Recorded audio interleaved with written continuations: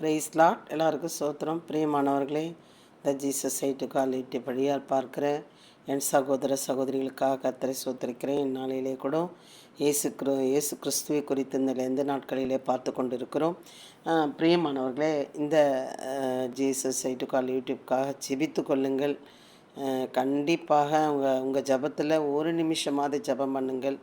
இதென்ன இப்படி ரொம்ப அழகாக கலர்ஃபுல்லாலாம் போடலையேன்னு சொல்லி யாரும் இதை என்ன பண்ணிடக்கூடாது, பார்க்காம விட்டுறக்கூடாது. இதில் இருக்கிற வார்த்தைகளை பார்க்கட்டும். நான் பேசுகிறது அழகாக பேச எனக்கு தெரியாது, பர்ஃபெக்டாக எனக்கு எடுத்து சொல்ல தெரியாது. எனக்கு தெரிஞ்சதை சொல்கிறேன். நீங்கள் உங்களோட பார்வை என்னென்னா இந்த இருக்கிற வார்த்தையை மாத்திரம் நீங்கள் பாருங்கள். கர்த்தர் உங்களை ஆசீர்வதிப்பார். இன்றைக்கு இயேசு கிறிஸ்து குறித்து பார்க்க போகிறோம். இயேசுவை கொலை செய்வதற்கு உண்மையான சாட்சி அவர்கள் தேடவில்லை, பொய் சாட்சிகளை தேடுகிறார்கள் ஒரு பிரிவினர்.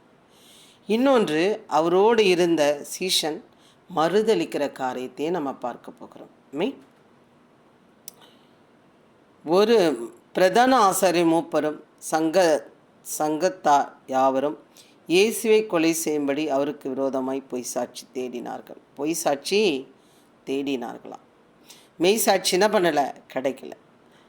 ஒருவரும் அகப்படவில்லையாம். பொய் சாட்சி சொல்ல ஒருவரும் அகப்படவில்லை. அநேகர் பொய் சாட்சி சொல்லியும் அவர்கள் சாட்சி ஓவவில்லை. கடைசியில் 2 பொய் சாட்சிகள் வந்தது.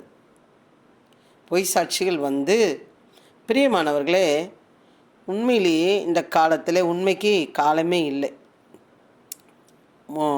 பொய் பித்தலாட்டம் மாற்றி பேசுகிற காரியத்துக்கு பயங்கர பவர்ஃபுல் இருக்கிறது.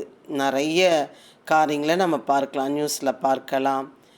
நம்ம எப்படி சொல்கிறது, நம்ம பக்கத்தில் இருக்கிற இடங்களில் பார்க்கலாம், நிறைய பார்க்கலாம். நம்ம வாழ்க்கையில் பார்க்கலாம். நம்ம உண்மையே சொல்லி நம்ம கண்டனம் பண்ணி நம்ம பிள்ளைகள் இடத்துல பேசுகிறா கூட பிள்ளைகள் நமக்கு எப்படி இருக்காங்க, எதிராக இருக்கிறவர்களாக இருக்கிறார்கள். கர்த்தர் அறிவார். ஓகே, எல்லா இடத்துலையுமே கணவன் மனைவிக்குள்ளே, மாமியார் மருமகளுக்குள்ள, தாய் பிள்ளைகளுக்கு மத்தியில் இப்படிலாம் இருக்கிறது. சரி, ஓகே. கடைசியில் 2 பொய் சாட்சிகள் வந்தது. பொய்க்கு அவ்வளோ பவர்ஃபுல் இருக்கிறது, நிறைய இருக்குது. நான் சொல்லணுன்னா அது ஒரு நாள் நான் உங்களுக்கு கண்டிப்பாக சாட்சி சொல்கிறேன். தேவனுடைய ஆலயத்தை இடித்து போடவும் 3 நாளைக்குள்ளே அதை கட்டவும் என்னால் ஆகும் என்று இவன் சொன்னான் என்றார்கள். அவர் என்ன சொன்னார்? சரீரத்தை குறித்து அவர் சொன்னார். நான் மறிப்பேன், இந்த சரீரம் மறிக்கும், 3ஆம் நாள் இந்த சபை என்ன பண்ணும், கட்டி எழுப்புவேன்றது அவர் சொன்ன சரீரத்தை குறித்து அவர் சொன்னார். ஆனால் அவர்கள் எப்படி வேறு மாதிரி எடுத்து பிணைத்து பின்னி அதற்கு உருவம் கொடுத்து அதுக்கு உயிரை கொடுத்து அதை என்ன பண்ணிட்டாங்க, ஒரு சாட்சியாக வைத்து விட்டார்கள். ஆகும் என்று இவன் 3 நாளைக்குள்ளே அதை கட்டவும் என்னால் ஆகும் என்று இவன் சொன்னான் என்றார்கள். அப்பொழுது பிரதான ஆசிரியர் எழுந்திருந்து அவரை நோக்கி, இவர்கள் உனக்கு விரோதமாய் சாட்சி சொல்லுகிறதை குறித்து நீ ஒன்றும் சொல்லுகிறதில்லையா என்றான். இயேசுவோ பேசாமல் இருந்தார். அப்பொழுது பிரதான ஆசாரியன் அவரை நோக்கி, நீ தேவனுடைய குமாரனாகி கிறிஸ்துதானா? அதை எங்களுக்கு சொல்லும்படி ஜீவனுள்ள தேவன் பேரில் உன்னை ஆணையிட்டு கேட்கிறேன் என்றார். அதற்கு இயேசு, நீ சொன்னபடிதான். அன்றையும் மனுஷகுமார சர்வ வல்லவருடைய வலதுபரசத்தில் விற்றிருப்பதையும் வானத்தின் மேகங்கள் மேல் வருவதையும் இது முதல் காண்பீர்கள் என்று உங்களுக்கு சொல்லுகிறேன் என்றார். அப்பொழுது பிரதான ஆசிரியன் தன் வஸ்திரங்களை கிழித்து கொண்டு, இவன் தேவதூஷணம் சொன்னான், இனி சாட்சிகள் நமக்கு வேண்டியது என்ன? இதோ இவன் தூஷணத்தை இப்பொழுதே கண்டீர்களே. வார்த்தையை போட்டு கேள்வி கேட்டு அதை ஆமாம் அப்படின்னு அந்த உண்மையை சொல்லும் பொழுது அவர்களால் என்ன பண்ண முடியல, ஏற்றுக்கொள்ள முடியல. நான் ஒரு சாட்சி சொல்கிறேன். நீங்கள் இயேசுக்கு எனக்கு ஒப்பிட்டுறாதீங்க, அப்படி நான் நினச்சி சொல்லலை. இந்த மாதிரி நான் ஒரு சுச்சுவேஷனில் என் வீட்டில் ஒரு பிரச்சனையில் நான் கோச்சிட்டு போயிடுறேன். அது குட் ஃப்ரைடே. அது ஒரு சில வருஷம் முன்னாடி மரியாதை இல்லாமல் பிள்ளை பேசிச்சு, அம்மா கேட்கலை, எல்லாரும் தானே வேடிக்கை பார்க்குறீங்க, நான் இவ்வளோ கஷ்டப்பட்டு நான் எல்லாம் பண்ணினேன், நான் வந்து ஏன் அப்படி சொல்கிறேன்னு கேட்கலையே அப்படின்னு சொல்லி எனக்குள்ளே ஒரு கோவம் வந்துட்டு நம்ம வந்து இருக்கக்கூடாதுன்ற ஒரு முடிவுக்கு நான் வந்துட்டேன். ஒரு 3 வருஷம் முன்னாடி இருக்கும்னு நினைக்கிறேம்மா. அப்போது நான் என்ன பண்ணேன், டக்குன்னு எனக்கு என்ன தோணுச்சுன்னா, வீட்டில் இருக்கவே பிடிக்கல, வெளியே வந்துட்டேன்.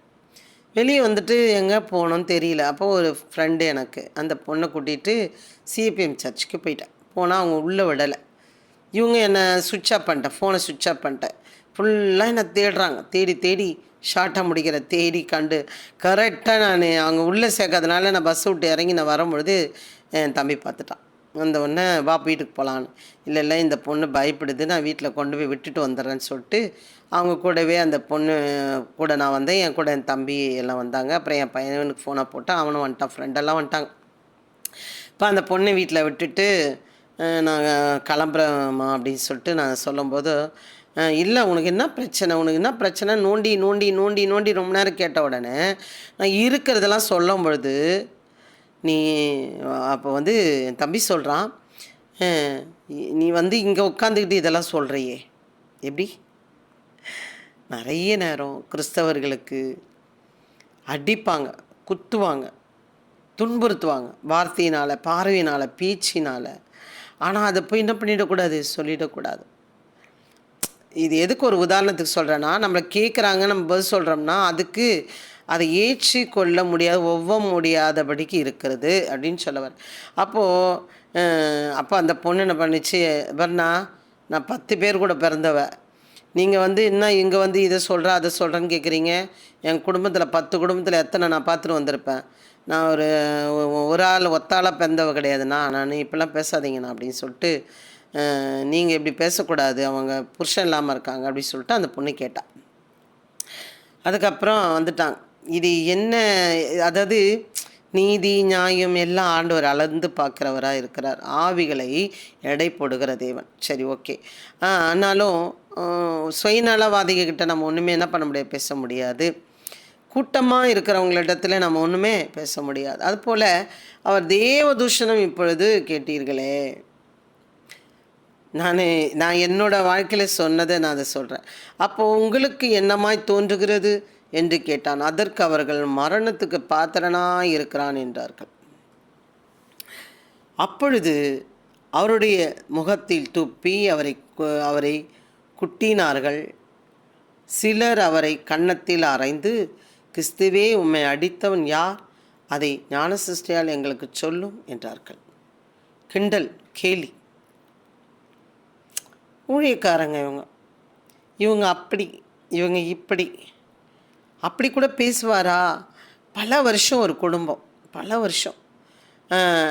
அம்மா இங்கே ஜெபம் பண்ணு, இந்த கடைக்கு ஆளே வரல, அம்மா இங்கே ஜெபம் பண்ணு, இந்த வீடு வாடகைக்கே வரல, அம்மா இதுக்கு ஜெபம் பண்ணு. இப்படி நிறைய காரியங்களை நடந்ததாக சாட்சி சொன்ன ஒரு தாயார். ஏம்மா உங்கள்கிட்ட ஆண்டவர் ரொம்ப பேசுகிறாரு, என் பிள்ளைக்கு கல்யாணம் ஆகுமா ஆகாதா அதை சொல்லு, உங்கள்கிட்ட தான் ஆண்டவர் ரொம்ப பேசுகிறாரு, விசாரித்து சொல்லுன்னு ஒரு குடும்பம். எல்லாம் சொன்ன பிறகு அப்படி கூட பேசுவாரா, இப்படி கூட பேசுவாரான்னு சொல்லி என்னோட பேரை எவ்வளோ டேமேஜ் பண்ணணுமோ பண்ணாங்க. ஆனால் கர்த்தர் ஒருவர் என்னிடத்துல சொல்லாததை நான் சொன்னது கிடையவே கிடையாது.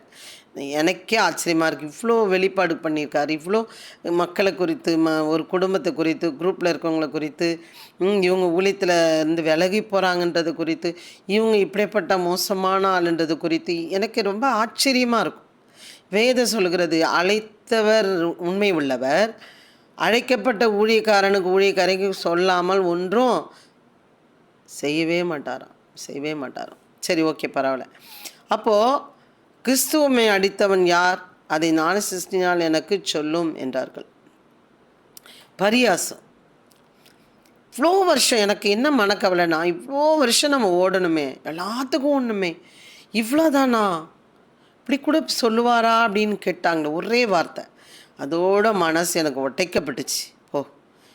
என்ன அலட்சியம் பண்ண கூட ஒன்றும் பிரச்சனை இல்லை. ஆனால் ஆண்டவரை பற்றி பொய் சொல்லுவனா அப்படின்றது கூட நினைக்காம சொல்லிட்டாங்களே என்ற ஒரு மனக்கவலை. போகிறதே கிடையாது அவங்க வீட்டு.